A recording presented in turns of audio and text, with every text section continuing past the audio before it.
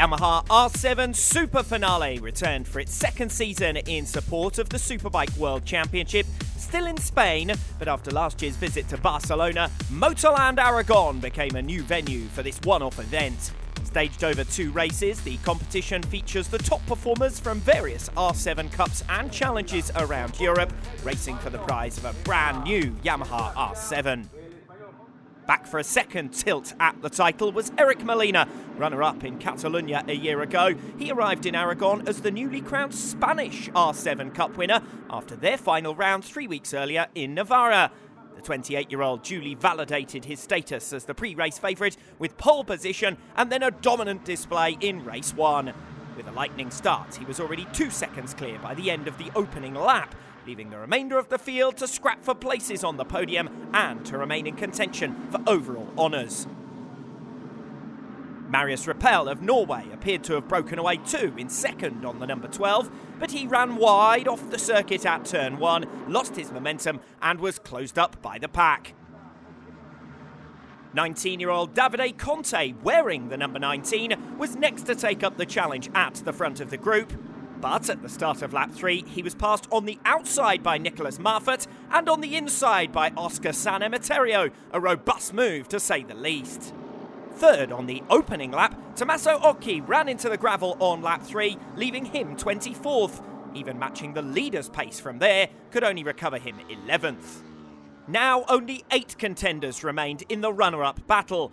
24-year-old former Italian Supersport 300 podium finisher Samuele Marino took the place down the back straight with 2 to go on the number 14.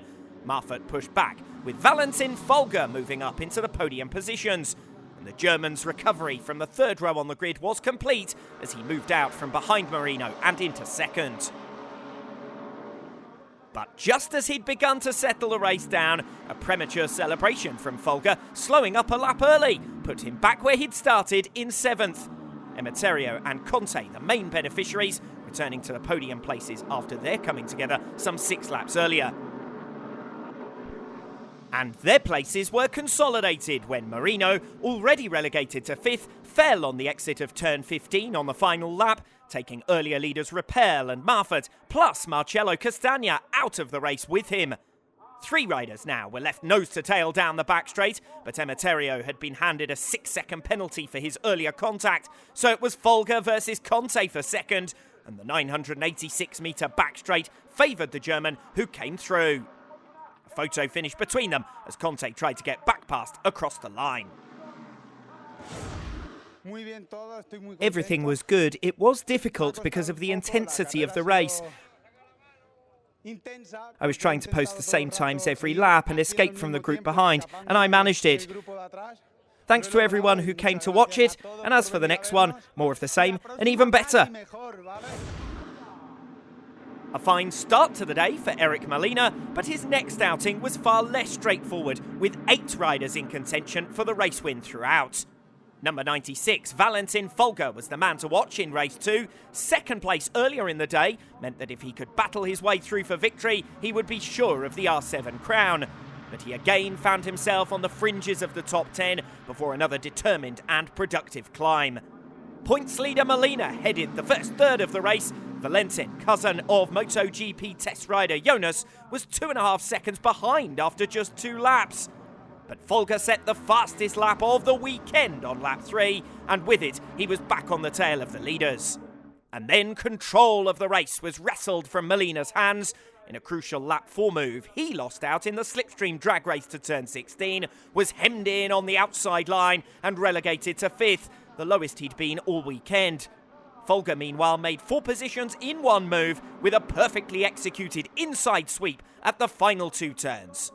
A determined recovery from Molina set up a head-to-head on the last lap, the top 2 on points, 1st and 2nd in race 2, Conte's hopes beginning to fade in 6th, and Molina now back in front.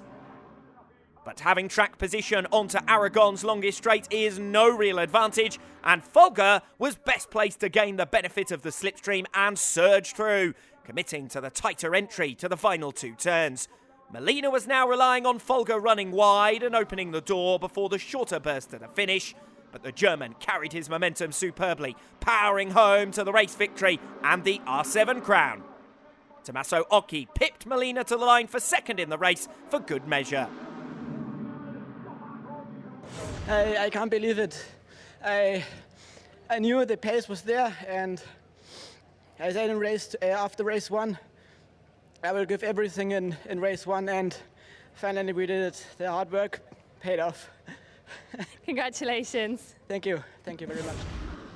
2 podiums apiece for Folger and Molina, a first and a second, enough for the German to take honours by 4 points. Occhi's race 1 error left him with too much ground to cover, so his fellow countryman Conte holds on for third.